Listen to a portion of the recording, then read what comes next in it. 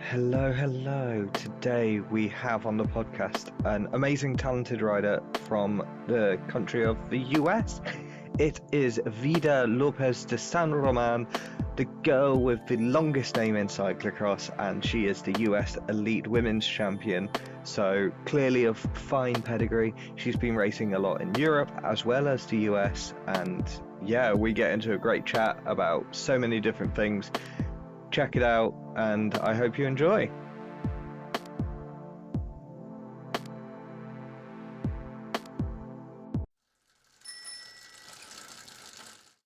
Hello, thank you so much for joining me. I know and appreciate it's a super early start for you, but like most cross riders, I guess getting a good start is apparently key. So why not do it in your daytime as well as your racing life?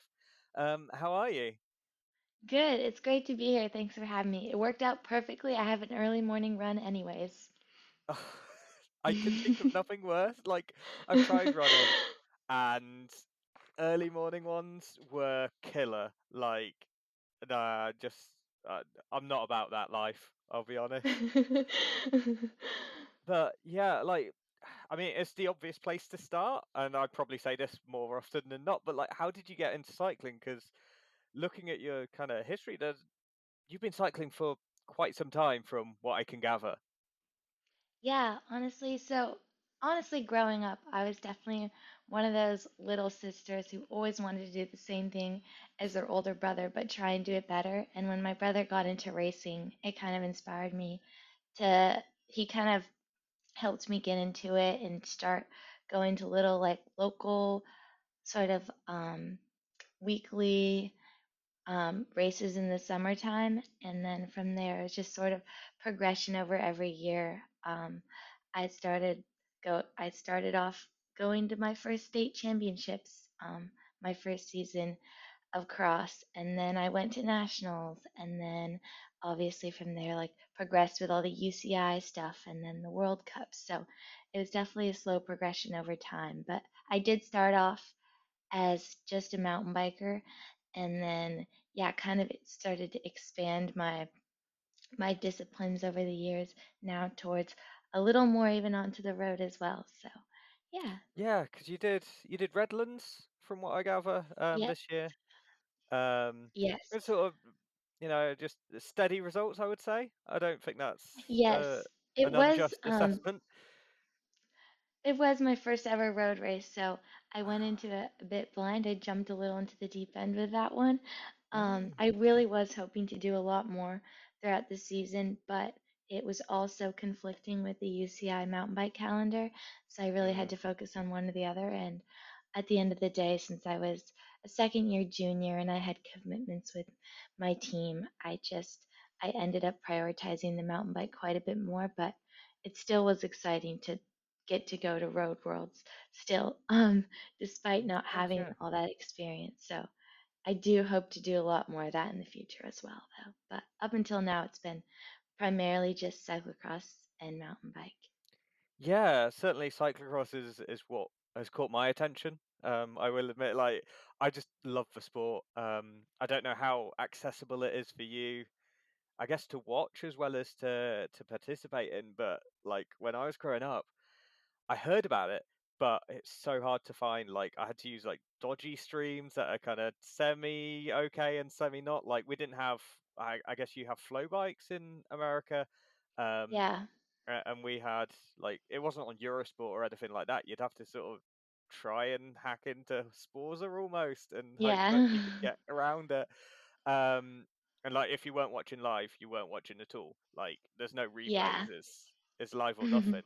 Um, but how do you find it? Because especially like I guess accessing it as a sport and like spectating, but also like from what I gather, a lot of USCX is like East Coast, and you're very much West Coast, and I guess Yeah, Bay Area. I think I read.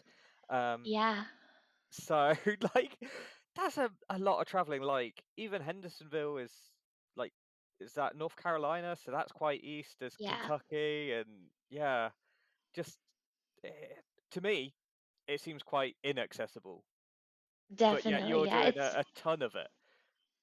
Yeah, it's definitely been very interesting, even growing up racing like juniors coming from Northern California with all the travel, and just because the cross scene here really isn't that big anymore. Um, so it definitely made it really difficult, and I definitely don't live in an area that's known for its cyclocross like the Netherlands or Belgium.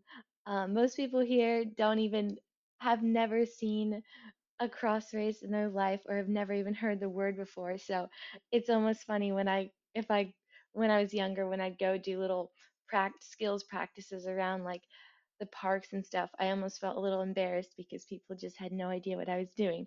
Um, Mm, but then it just makes it when you go over to Europe like that much more special because the scene there is so big and it's like such a big part of like the culture in the area that like it's pretty cool like to see like the contrast of that, but it's definitely pretty difficult coming from California, and it's kind of funny. People are always like, so random how you got into that sport coming from that area. But um it is also sad like the cross scene in the US has sort of been dwindling down the last few mm, years, and like even my second year junior, I didn't even do a whole lot of racing in the US.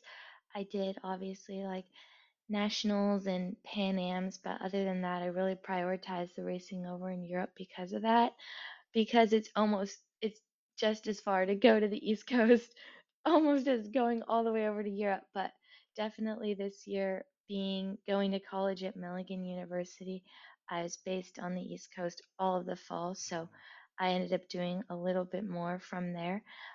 Still starting my season really late, but that definitely made it a little bit easier, but still, it is pretty it's a pretty drastic time change even to there. So, yeah. Yeah, of course. And I guess two questions about university then. Like, what are you studying? What are you, I guess, uh, Americans, you'd say, what are you majoring in? I get Yeah. if I'm using the right parlance. So yeah, what's your major? Yeah, right now I'm planning on majoring in nutrition. Okay. Yeah. I I can see how that fits in, Hmm. because I do have a question about that later anyway. Um, Okay.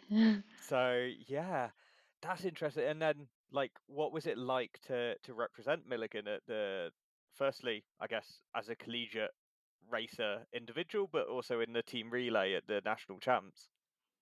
Yeah, definitely. It was pretty fun. I mean, Milligan is a really, really big cycling school, but we aren't particularly known for our cross like some other Mm, schools. Um, our cycling program is biggest on the track and the road. It's really, really big. We have a huge cycling team, but our cross team isn't quite as large. So, yeah, I definitely had a bit more obligations in the team relay mm, than the other schools doing double the amount of laps and whatnot.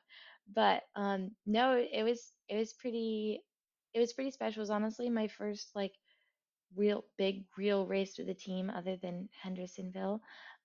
Just because I didn't really do any of the earlier um, collegiate cross races in the season for various reasons. But um, yeah, it was pretty fun, and it's definitely been a really good balance for me to have so far to have sort of that like non-serious collegiate environment that still like allows me to stay really focused on my own training and bigger goals outside of collegiate that isn't so like restricting and kind of takes away from, I don't know, the UCI calendar or whatever it might be because of all the commitments it takes to maintain like a place on the collegiate team. So that's been really, really nice because Milligan's given me so much flexibility with that and been so supportive of that, of like everyone's more individual goals. Like they have a lot of goals, obviously, as a university and as a cycling team to um, rank a certain way in the collegiate fields, but they're very supportive of everyone's like individual racing as well, making it like the team environment that much better because everyone really wants to be there when they're there. So it's been really, really good. Awesome. Yeah. And that was like part of a super successful weekend for you. Out at, and I hope I'm pronouncing this right. I did try and listen to your vlog on how to say it, but I think you meant to say it like Löwe. Um, that's how it sounded to Yeah. me at 6 in the morning. Yeah.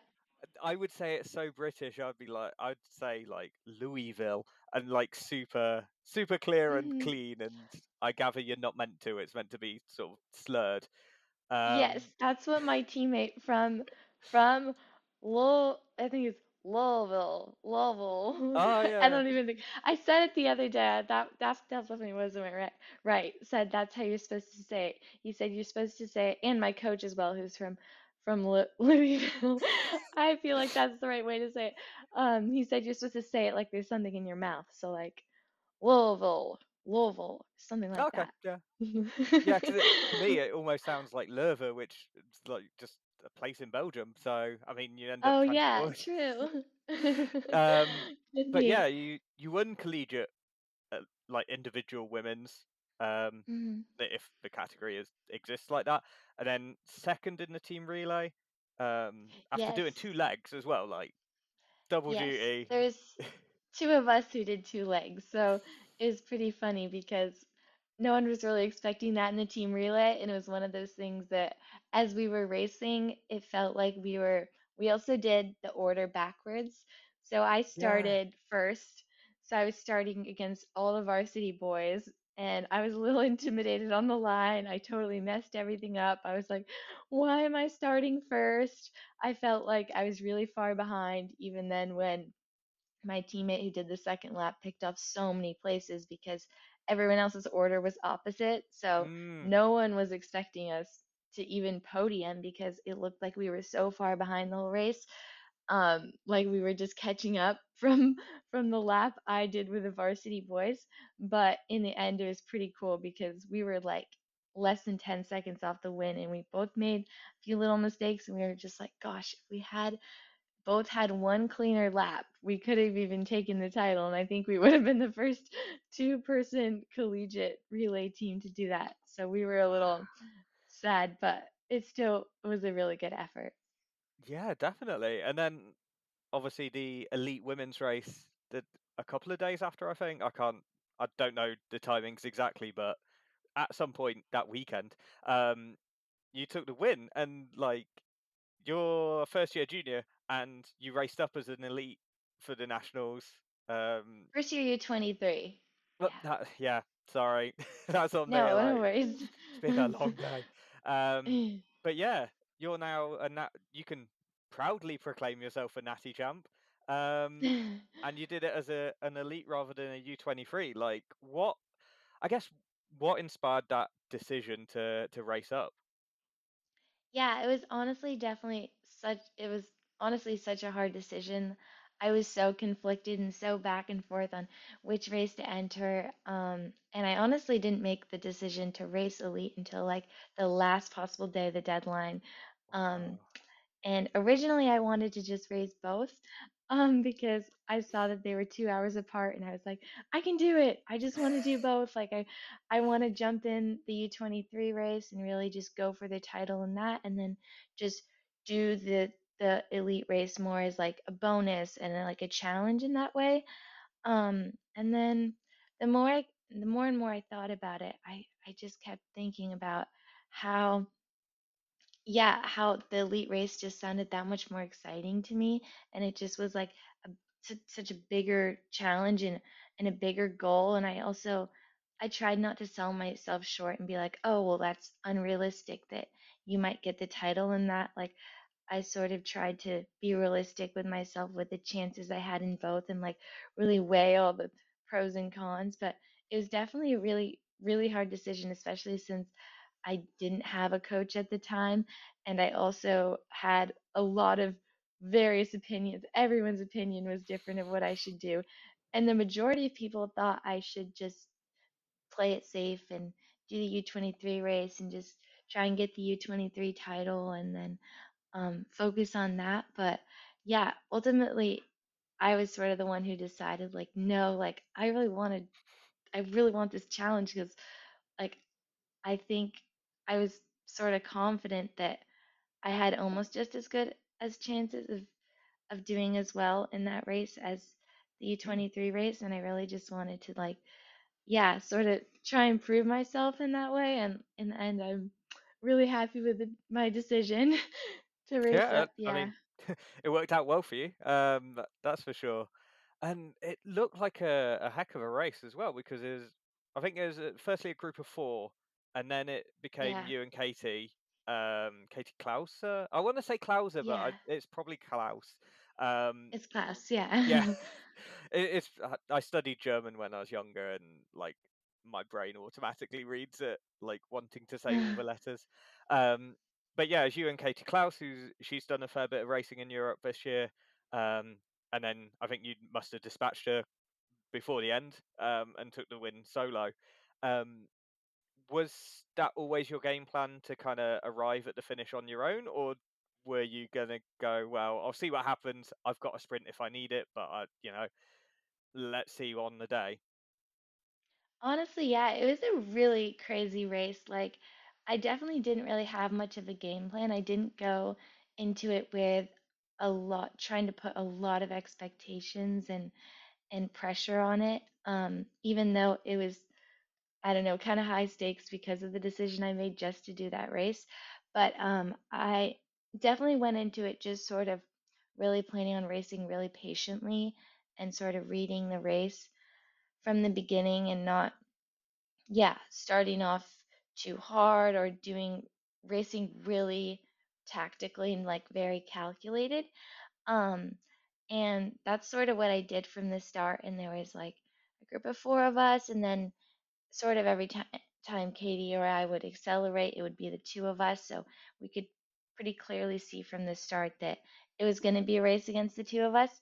Mm. Um, yeah, and then as the race started to go on, it was actually very interesting because I'd never raced Katie before, and we had almost a very like similar racing style, like very aggressive, but also very respectful and not like crossing that line. So like it was pretty fun. Like we put on like a good show out there. Like everyone was so excited. Like we one of us would come into a corner and almost just like, yeah, almost chop the other one, but not in a way that's um yeah, crossing that line, I guess, of Mm. like fair and like fair racing. But yeah, honestly, it was pretty crazy because both of us were putting little attacks in, and neither of us were dropping each other no matter what. We both were just responding right away, and we were just like riding together. And I was just like, with one lap to go, I was like, I almost like in my head, I kind of gave up, and I was like, okay, this is going to come down to a sprint. And yeah, I'm going to get second place, but I'm really still happy with the way I raced. And overall, that's still really solid. And I kind of already had that idea in my head. Like, Katie's going to get me in the sprint. She's a really, really strong rider. And um, yeah, and then the last lap, about halfway through, I was like, I decided to still just kind of have that all or nothing mindset, even though I Mm. sort of accepted like I'm probably going to get second. Um, and I was just continuing the little attacks I'd been putting in the whole race. Um, and yeah, I guess I didn't even know it at the time, but I didn't notice that she wasn't still behind me. Probably around halfway through the lap because she actually cramped Oh, no after way. like one of the little attacks I put in. And I was so pinned and like so full focus mode that I didn't even notice I had ridden her off my wheel. And I was just like still like just going for it. Like the few corners after that happened. And then I was climbing up sort of on the course. There was a backside to the course where there was like a bunch of off camber, and then you'd go Mm. around these like turns and then down the hill, and then there was like a bigger climb where you could see a few corners back. And I saw her like almost like 30 to 40 seconds back, and I was just like almost just like shocked in the moment. I was like, Vita, keep pedaling your bike. Like, what are you doing? Don't slow down. Like, I was so confused. Like, she was gone, and or like I had no idea what had happened, but I almost just like yeah, I almost just like paused for a second, and then I was like, "No, what are you doing? Like, this is you now. Just go, just ride a smooth rest of the lap. Like, you don't have to even attack anymore.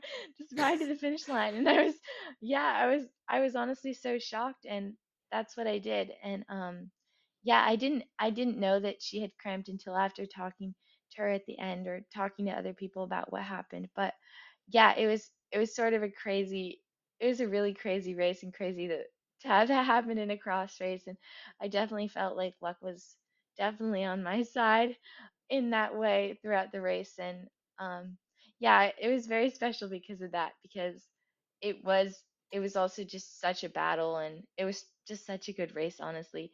And yeah, pretty cool. Yeah. Yeah, and how does it feel to race in the Stars and Stripes? Because like it's not a kit that goes missing. You know what I mean? Like Yeah. if you see it in a crossfield, you're gonna spot it. Like so, Yeah. yeah. How It's does it feel to get to represent your nation, kind of in a way, like yeah. on a race by race basis? It's definitely been pretty special to represent it in the elite field in Europe, just because you're racing with like the best in the world, like the biggest names. And normally racing up as a U23, you cannot do that. You know, you're in your like trade team kit, and almost all the big names or all the other like European cross racers look at you and they're like, who even is this? But then you feel like when you're in the stars and stripes of like the elite national champion kit, you get like a little bit more respect in that way, and people sort of look at you a little differently. And so it's been pretty cool to get to wear the stars and stripes in the elite like World Cups and all. And um yeah, pretty special feeling. Yeah.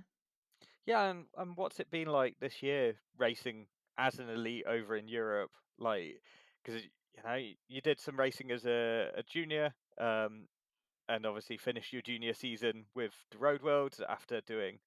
Was it? No, it wasn't. Nova Mesto. It was Pal Arensal, I think.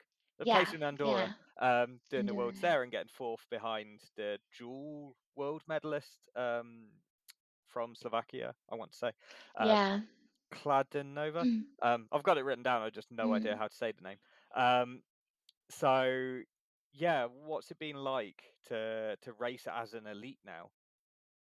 Yeah, honestly, definitely I honestly definitely surprised myself. I sort of went into the elite racing in Europe just really prepared to like get my teeth kicked in and be pretty humbled. And I think because I went into it with that mindset for so long, I sort of surprised myself because I didn't really create a ton of goals or expectations. I just really Hmm. wanted to focus on like the experience and improving racing with the elites in every race. And yeah, I think because of that, because I was really just focusing on like the process goals in that way and the racing itself and not like the specific result throughout the race, I was able to do well. And I also I I've noticed over the years as that's I always race best as a racer when I don't have those expectations and I don't have um I'm not like the favorite in any way or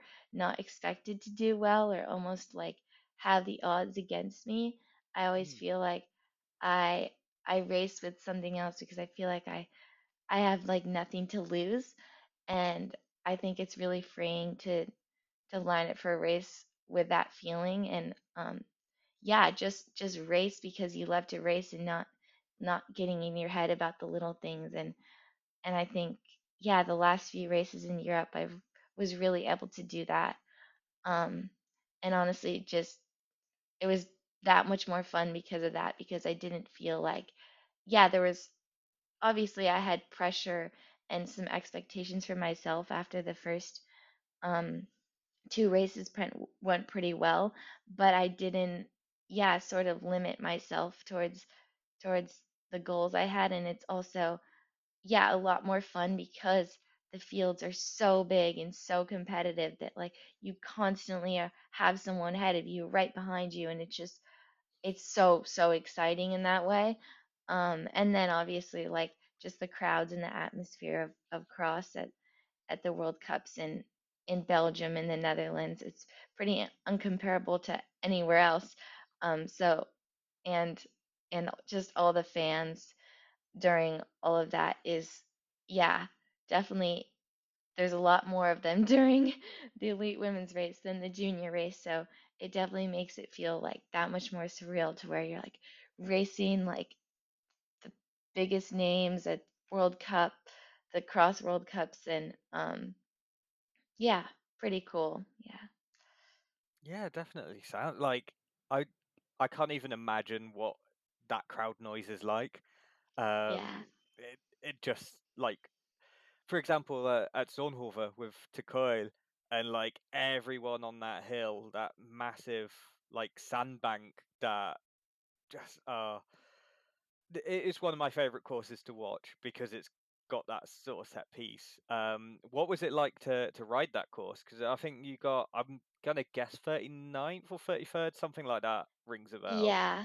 That was definitely a harder day for me. I had a really good day in Mm. Holst the day before, and then the Zonhoven course has always been a challenge for me. Um, in that sand. I am from California, but that does not mean I've ridden sand quite like Yeah. that course. Um, but yeah, that course is just it's something else, and so it's one of those crazy races where while you're racing, if you think about what's going on too much, like you just can't be moving forward or moving fast. Like when you're going into those about to bomb those descents, like people are so loud. Like it is just insane and there's so much going on and it's just such chaos. Like no other race. Like just such chaos. It's like it's ridiculous. That like the moment you just like sort of lose that focus, and that like calmness you have, like everything Mm. just can unravel in 1 second. So I think even though I had a harder race there, it was still just like it's one of those races where you have to be so focused on just your own race and your own line and nothing but what you're doing in the moment, not focusing on what other people are doing around you or thinking about tactics or thinking about the next lap, but literally just the moment and like the ruts in the sand and like where you're going and keeping your eyes up. And I think it's really different in that sense from any of the racing you do in the US. It's like the exact opposite of that, where you're just you're racing around like a baseball field, and half the time you're soft pedaling and looking around at the 10 people you're with to see who's gonna go and what's going on, and much more tactical in that way. So I think like I really enjoy European racing because of that aspect of because of how many other like elements it takes to do well rather than just power or speed. There's like so much to it, and I think also a lot of the other courses like Holst as well has that same element to where you just have to focus on yourself and your race during the race to do well and not necessarily um, the race itself as much. Um, and yeah, I think that's always when I have the most fun racing and sort of have the best results is on courses like that. But yeah, Zonhoven was just definitely something else in that way. Yeah, and it's funny you should mention you had a great result at Host because like the year before you had a really great result at Host, because you won the Vestings class, beating friend of the show Imogen Wolf, I think into second. Yeah. Um, what was it like just I guess racing in Hulst and getting a win as a junior in Europe, like Americans, since I guess Katie Compton was racing. Like after then, and uh, even before then, like Jeremy Powers getting a silver at Worlds one year. Like apart from that, like Americans don't have a massive track record of performing well in the cross scene in Europe. Um, No, so yeah. what did it feel like to claim a victory? Yeah, it was definitely super, super special. And I definitely, yeah, went into it this year with a little more excitement and confidence than usual because of that. But last year it was pretty cool to, yeah, sort of have everything to come together on that day. Yeah, a great race against Imogen. Really, really fun race out there. But yeah, it was definitely just one of those days where like everything came together and I was able to execute like sort of like I never had before, especially over in Europe, just after like a year of just so much learning as a first year junior, just learning every single race, kind of getting your teeth kicked in over there, um, like figuring out all the little things you need to work on to be successful. And yeah, I was able to get some of those littler things together to really like see that improvement I was making. And yeah, it was definitely really special. Yeah. Oh, awesome. And are there any more plans to come back out to Europe, like later this season, or is that a next year thing now? Yeah, definitely. So I'm gonna do the last World Cup and then World Championships in France, Ooh. and then I'll be continuing to be sort of um, based over in Europe as well. So lots of exciting racing in Europe upcoming. Yeah. Yeah, I was actually going to ask and completely forgot to was, you know, are there plans to be going to the World Championships? Because, you are the national champion. Like, you can't really argue that. The results show you are statistically the best in your country. Therefore, you should, damn well be picked. Um, I assume you're going to be racing U23 for that. Yes. We will not be reevaluating that U23 elite decision like we did for nationals. I guess it's different for like worlds because it's a kind of once you let that genie out the bottle and race up as elite at worlds, then you can't Yeah. do under 23 World Cup. You know that's Yeah. it. You're elite for life after until Masters, but that's a while off for Hmm. you. Um, I'm worryingly close to it now. I, yeah. I always think I'm young, and then I like look at it on paper. I'm like, oh, actually, yeah, you know, another decade and a bit. Oh no, not even that. Like a half decade and a bit. I Is could it race as a master. 35? Masters?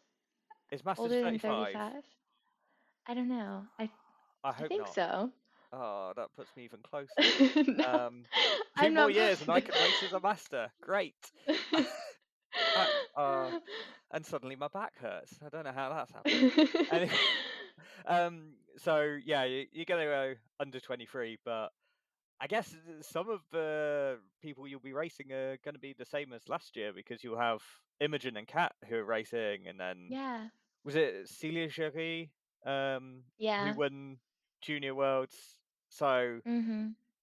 yeah, it's going to be weird. But Yeah. then you'll have like I guess Zoe and is Kata Vass still like Blankovac. I think they're both still I you or Marie Schreiber. Maurice Schreiber, yeah, I was gonna say. It, It's pretty interesting having some of your U23 competition also be like the World Cup leaders. It kind of puts things into perspective.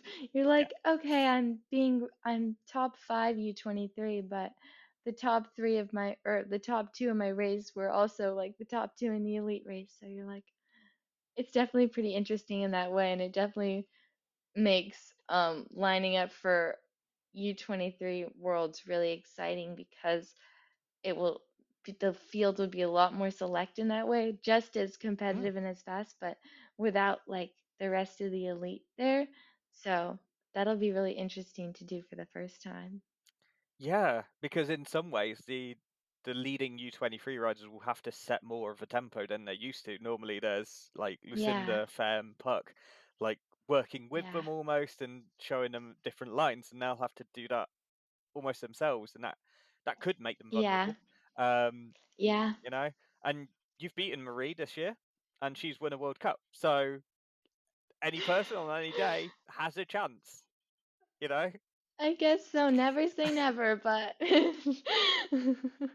But I guess, you said you don't like put an expectation on yourself. So what would be the goal for you at Worlds? Do you just go, oh, I want to know I've had a good performance versus a good result?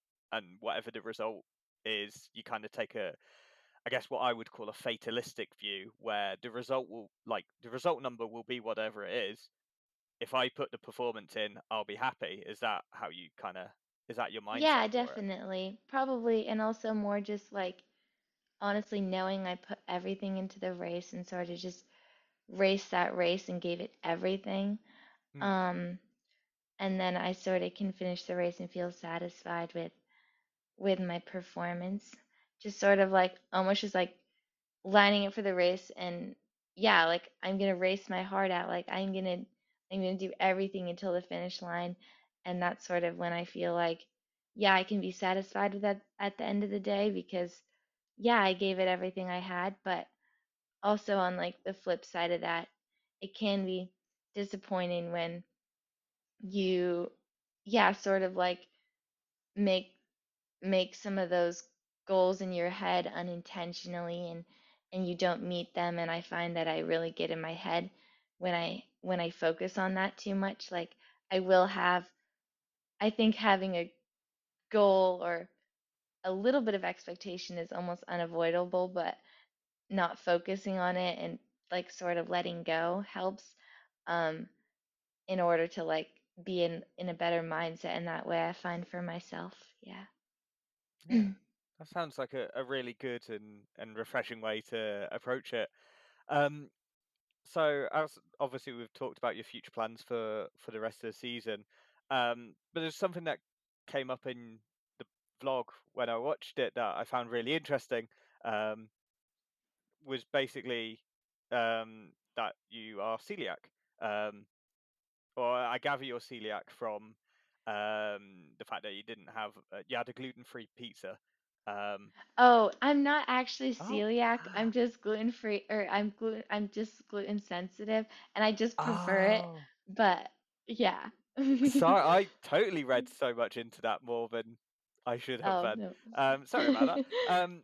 But like even then, like given gluten sensitivity, like does that change what you have in terms of like energy gels? I hope not, but like energy bars and protein things and like other nutritional like workout supplements.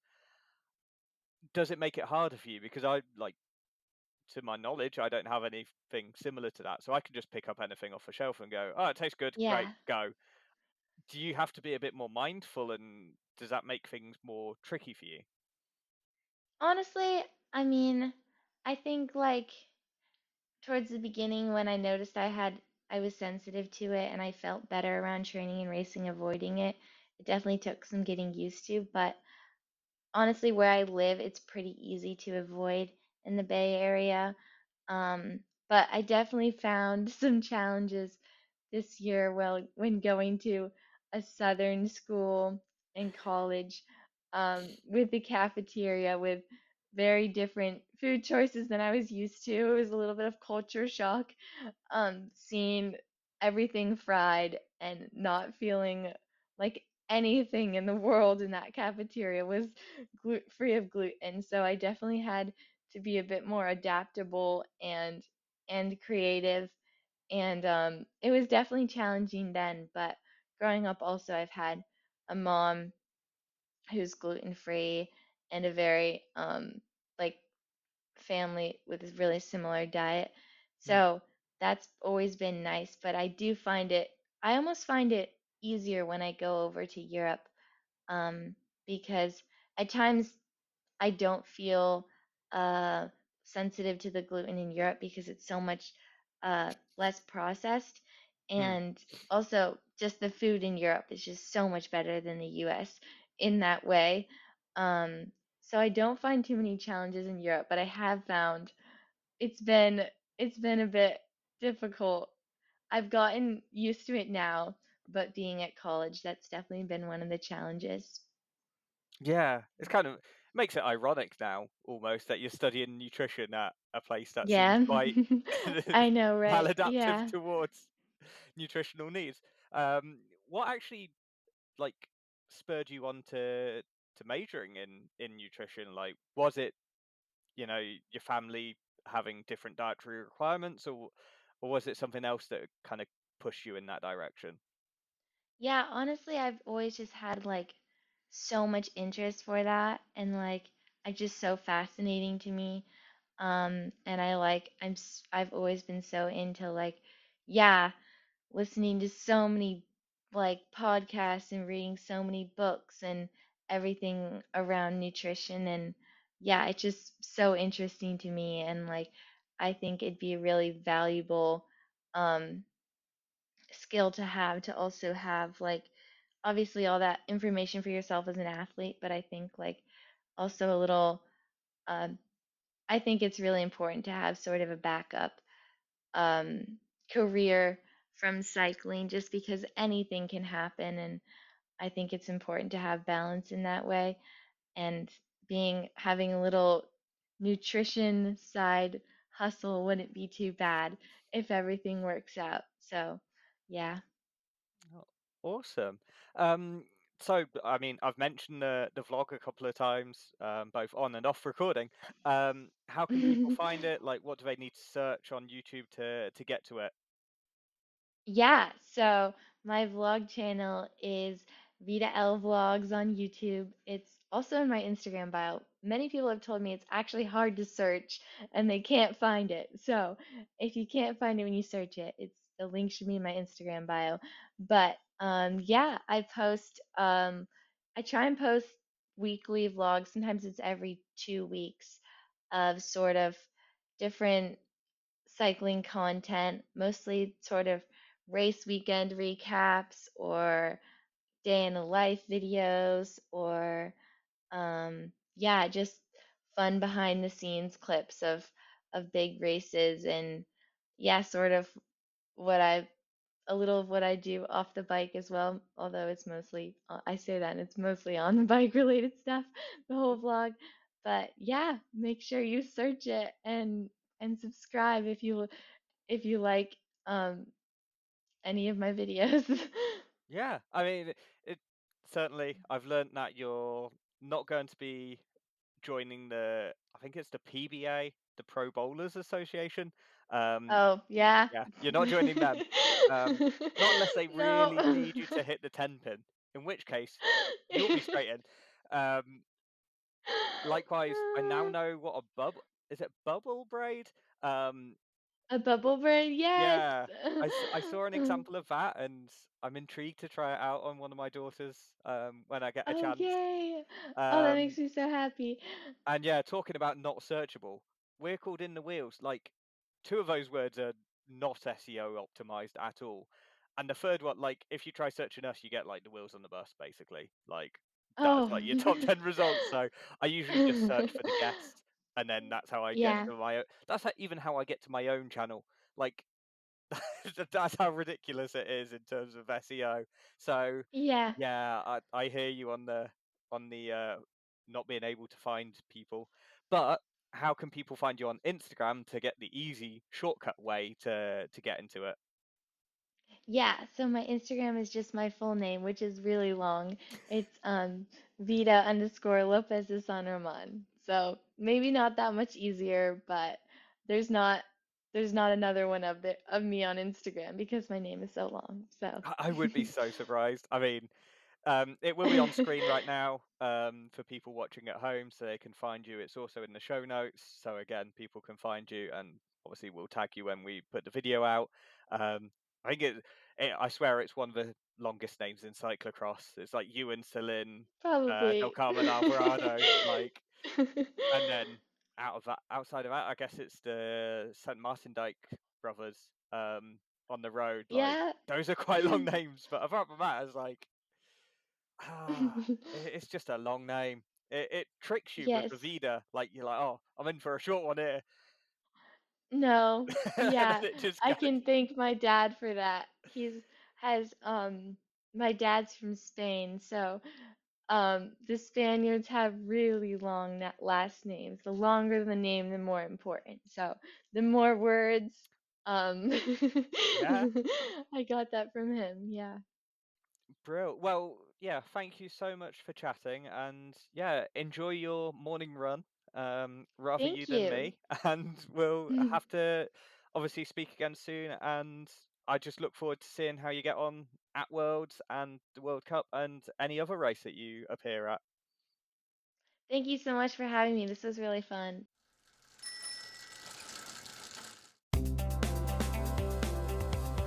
Well, there you go. I hope you enjoyed it as much as we did when we were recording it. It's hugely exciting to see someone like Vida kind of emerge onto the scene. She could be a real figurehead for the future of American cyclocross. Not that I'm putting too much pressure on her. And I can't wait to see how she gets on in the U23 category at Worlds. Until next time, ta-ta.